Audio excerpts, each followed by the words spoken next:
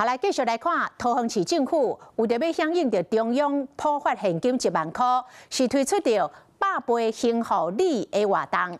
只要发票的金额满100块，而且完成着登录，就会当抽现金。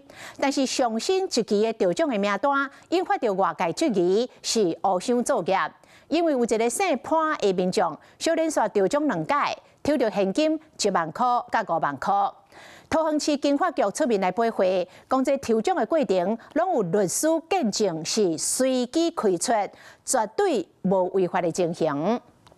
12月19号的天天抽现金1万元的抽奖，是我们恭喜这位潘姓得主。姓潘的得主得了1万块现金，也不能安尼尔。抽的时间是12月17号一直到12月23号，我们恭喜潘姓得主。5万块现金奖干来留一个，也不关心留奖人心内都有疑问啊。共一个得奖的嘛是姓潘的得主，敢是共一个人？同市政府举办百倍奉还的留奖的活动，逐工会留1万块现金奖，总共有7个。排伫第3这个姓潘的民众顺利摕到奖金，经过调查，逐礼拜六得主名姓甲电话拢同款，得奖的真的是共一个人。真的网友就咧想讲，敢有人遐好运？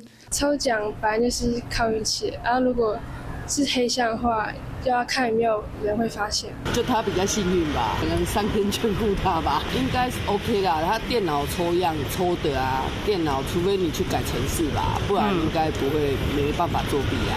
有乡亲咧质疑讲，伊本身甲亲戚朋友嘛有伫参加，抑过连一个安慰奖嘛无。根据活动的办法，民众只要伫桃园的店家消费，并且有提供发票一笔满100块，就上摕到一组抽奖的序号，一笔上限是600组。姓潘的乡亲，迄礼拜消费金额是29万，有756笔的序号，得奖几率是4%。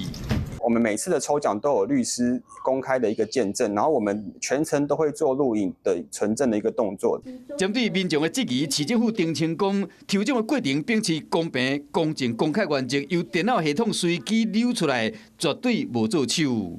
Hello， 我是庄慧琪。想要抢先掌握最及时的新闻资讯吗？赶快订阅、按赞、开启小铃铛，锁定华视新闻 YouTube 频道。